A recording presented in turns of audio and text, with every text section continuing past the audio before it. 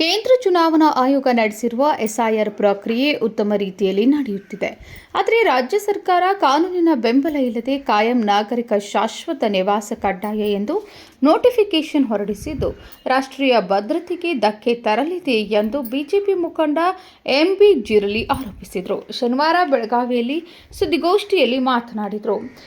SIR ಪ್ರಕ್ರಿಯೆಯಲ್ಲಿ ಕರ್ನಾಟಕ ಸರ್ಕಾರ June 29ಕ್ಕೆ notification ಹೊರಡಿಸಿ ಕಂದಾಯ ಇಲಾಖೆ ಎಂದು ಮಾಡಿ ಕಾಯಂ ನಾಗರಿಕರ ಶಾಶ್ವತ ನಿವಾಸ ಪತ್ರ ಕೊಡಬೇಕು ಎಂದು ಪ್ರತಿ ಗ್ರಾಮ ಪಂಚಾಯಿತಿ, ನಗರಸಭೆ, ವಾರ್ಡ್, ಸ್ಥಳೀಯ ಸಂಸ್ಥೆಗಳಲ್ಲಿ ತಕ್ಷಣ ತೆರವು ಮಾಡುವುದರ ಮೂಲಕ ರಾಷ್ಟ್ರದಲ್ಲಿ ಪರ್ಯಾಯ ವ್ಯವಸ್ಥೆ ಮಾಡಲು ಹೊರಟಿರುವುದು ನಮ್ಮ ವಿರೋಧವಿದೆ ಎಂದು ಹೇಳಿದರು.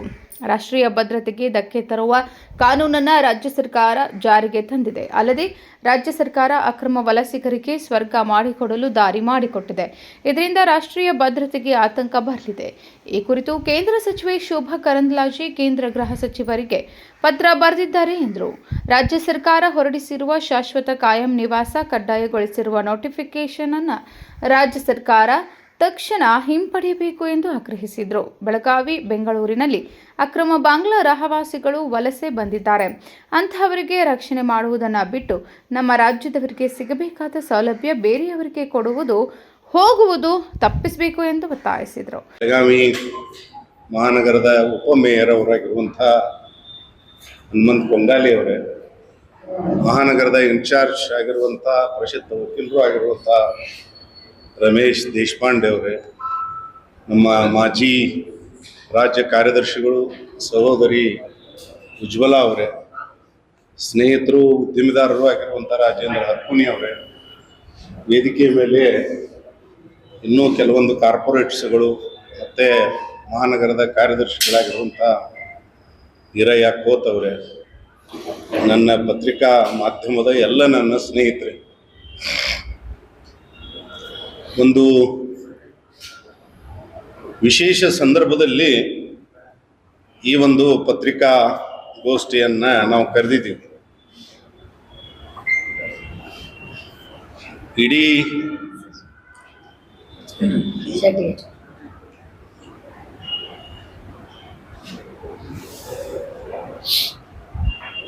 ಎಲೆಕ್ಷನ್ ಕಮಿಷನ್ ಆಫ್ ಇಂಡಿಯಾ ವತಿಯಿಂದ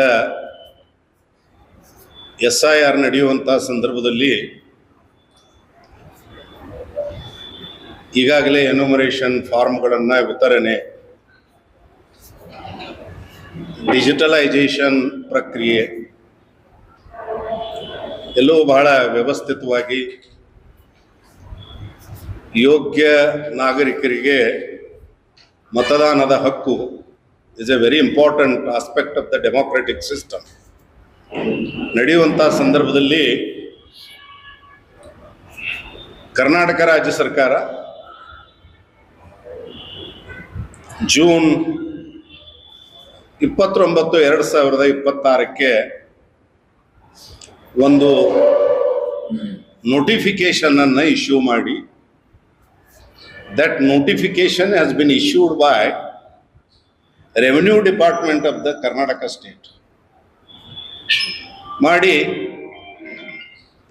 ಪರ್ಮನೆಂಟ್ ರೆಸಿಡೆಂಟ್ ಸರ್ಟಿಫಿಕೇಟ್ ಅಂತ ಹೇಳಿದ್ರೆ ರಾಜ್ಯದ ನಾಗರಿಕರಿಗೆ ಶಾಶ್ವತ ನಿವಾಸ ಪತ್ರ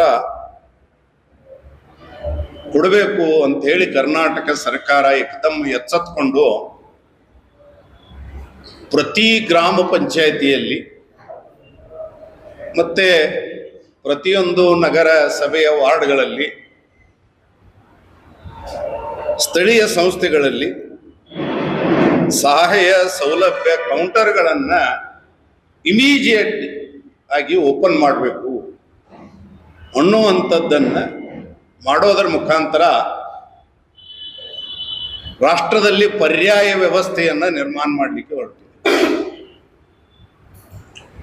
ಇದನ್ನು ಈಗಾಗಲೇ ಭಾರತೀಯ ಜನತಾ ಪಾರ್ಟಿ ಕರ್ನಾಟಕ ವಿಂಗು ಇದನ್ನು ಬಹಳ ದೊಡ್ಡ ಪ್ರಮಾಣದಲ್ಲಿ ನಾವು ವಿರೋಧವನ್ನು ಮಾಡಿದ್ದೀವಿ. ನಮ್ಮ ಪ್ರಕಾರ ಈ PRC 2026 notification is it self ultra wires of the constitution.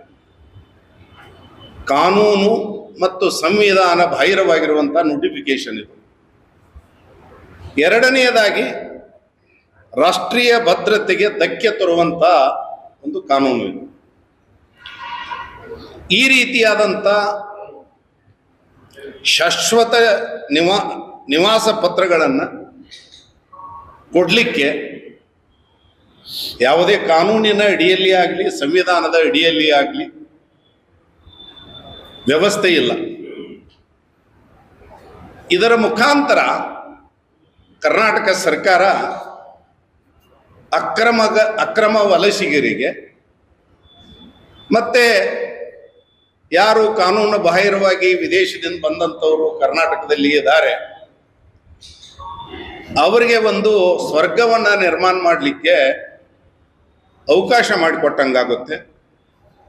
ಅದರಿಂದ ರಾಷ್ಟ್ರೀಯ ಭದ್ರತೆಗೆ ಬಹಳ ದೊಡ್ಡ ಪ್ರಮಾಣದಲ್ಲಿ ಸಮಸ್ಯೆ ನಿರ್ಮಾಣ ಆಗುತ್ತೆ. ಆದ್ದರಿಂದ ನಾವು ಈಗಾಗಲೇ ಶೋಭಾ ಕರಂದ್ಲಾಜೆ ಅವರು ನಮ್ಮ ಕೇಂದ್ರ ಮಂತ್ರಿಗಳು ಹೋಮ್ ಮಿನಿಸ್ಟರ್ ಅವರಿಗೂ ಪತ್ರ ಬರೆದಿದ್ದಾರೆ. ಇದರ ಬಗ್ಗೆ ಇಂಟರ್ವೆನ್ಷನ್ ಆಗಿ ಈ ನೋಟಿಫಿಕೇಶನನ್ನು ಬಗ್ಗೆ ಸರಿಯಾದಂಥ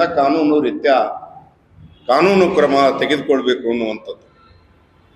ಅದಲ್ಲದೆ ಮತ್ತೊಂದನ್ನು ನೀವು ಗಮನಿಸಬೇಕು. It is A administrative order, executive order it is. ಬಹುತೇಕ ಎಲ್ಲ ನಮ್ಮ ಪತ್ರಿಕಾ ಮಿತ್ರರು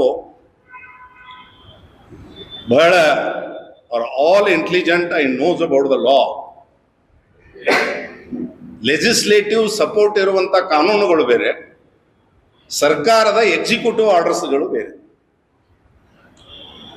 ಅದರ ಮುಖಾಂತರ ಯಾವುದೇ ಕಾನೂನಿನ ಸಪೋರ್ಟ್ ಇಲ್ಲದೆ ಈ ನೋಟಿಫಿಕೇಶನ್ ಆಗಿದೆ ಕರ್ನಾಟಕ ರಾಜ್ಯದಲ್ಲಿ. ಇದರ ಮುಖಾಂತರ ಯಾವ ಒಂದು ಇಂಡಿಯನ್ ಸಿಟಿಜನ್ಶಿಪ್ ಆಕ್ಟ್ ಅಂತಿದೆ 1955 ಮತ್ತೆ article 14 of the Indian constitution, ಇದಕ್ಕೆ ಧಕ್ಕೆನೂ ಬರುತ್ತೆ, ರಾಷ್ಟ್ರೀಯ ಸುರಕ್ಷತೆಗೂ ಧಕ್ಕೆ ಬರುತ್ತೆ. ನನಗೆ ಸುಮಾರು ಜನ ನಮ್ಮ ನಾಯಕರು ಕರೆ ಮಾಡಿದಾಗ ನಾನು ಸ್ವಲ್ಪ ರಿಸರ್ಚ್ ಮಾಡಿದೆ ಇದ್ರ ಬಗ್ಗೆ. ಈ ನೋಟಿಫಿಕೇಶನ್ಗೆ ಏನಾದರೂ ಕಾನೂನುಬದ್ಧ ಹಿನ್ನೆಲೆ ಇದೆಯಾ? Very any legislative background is there for this notification. ಯಾವುದೇ ಒಂದು ನೋಟಿಫಿಕೇಶನ್ಗೆ ಕಾನೂನಿನ ಬೆಂಬಲ ಬೇಕು. ಕರ್ನಾಟಕ ಸರ್ಕಾರ ಒಂದು ರೀತಿಯಲ್ಲಿ ದರ್ಬಾರ, ಅದು SIR ನಡೆಯುವಂತಹ ಸಂದರ್ಭದಲ್ಲಿ ಸಂಪೂರ್ಣ ಗೊಂದಲವನ್ನು ನಿರ್ಮಾಣ ಮಾಡಬೇಕು. ಜನರಿಗೆ ಬಹಳ ವ್ಯವಸ್ಥಿತವಾಗಿ ಅದನ್ನೂ ಸಹ ಅವರು ಏನು ಮಾಡಿದ್ದಾರೆ ಅಂತ ಹೇಳಿದ್ರೆ, this particular notification has been brought under Karnataka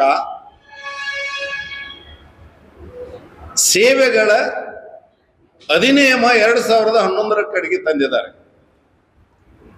ಅಂತ ಹೇಳಿದ್ರೆ, it has to be attended by all the officers. ಸರಳ ನಿಯಮಗಳು ಏನಂತ ಮಾಡಿದ್ದಾರೆ 2011 ಅದರ ಅಡಿಯಲ್ಲಿ ತಂದಿದ್ದಾರೆ. ಆ ಕಾನೂನಿನ ಅಡಿಯಲ್ಲಿ ತರಬೇಕು ಅಂತ ಹೇಳಿದ್ರೆ ಯಾವುದೇ ಸೇವೆಯನ್ನ ಅದು ಲೆಜಿಸ್ಲೇಟಿವ್ ಬ್ಯಾಕ್ಗ್ರೌಂಡ್ ಬೇಕಾಗುತ್ತೆ. ಆದ್ದರಿಂದ ಈ ಒಂದು ನೋಟಿಫಿಕೇಶನ್ ಹೊರಡಿಸಲಿಕ್ಕೆ ಯಾವ ಕಾನೂನಿನ ಅಡಿಯಲ್ಲಿ ಹೊರಡಿಸಿದ್ದಾರೆ ಅನ್ನೋದ್ರ ಬಗ್ಗೆ ಸಾರ್ವಜನಿಕರಿಗೂ ಮಾಹಿತಿ ಇಲ್ಲ, ಮತ್ತೆ ಅವರು ಕೊಡುವಂಥ ಪರಿಸ್ಥಿತಿಯಲ್ಲಿಯೂ ಇಲ್ಲ. ಆದ್ದರಿಂದ ಭಾರತೀಯ ಜನತಾ ಪಾರ್ಟಿ ಈ ಒಂದು ಅಧಿನಿಯಮವನ್ನು ವಿರೋಧ ಮಾಡುತ್ತೆ. ಬಿಜೆಪಿ ರಾಜ್ಯ ಉಪಾಧ್ಯಕ್ಷ ಅನಿಲ್ ಬೆನ್ಕೆ, ನಗರ ಘಟಕದ ಅಧ್ಯಕ್ಷೆ ಗೀತಾ ಸುತಾರ್, ಉಪಮೇಯರ್ ಹನುಮಂತ್ ಕೊಂಗಾಲಿ, ಮಾಜಿ ಶಾಸಕ ಸಂಜಯ್ ಪಾಟೀಲ್, ಬಿಜೆಪಿ ಮುಖಂಡರಾದಂತಹ ರಮೇಶ್ ದೇಶಪಾಂಡೆ, ರಾಜೇಂದ್ರ ಹರ್ಕುನಿ ಸೇರಿದಂತೆ ಇನ್ನಿತರರು ಉಪಸ್ಥಿತರಿದ್ದರು. Rajashekhar Hiremath, KMM news, Belagavi.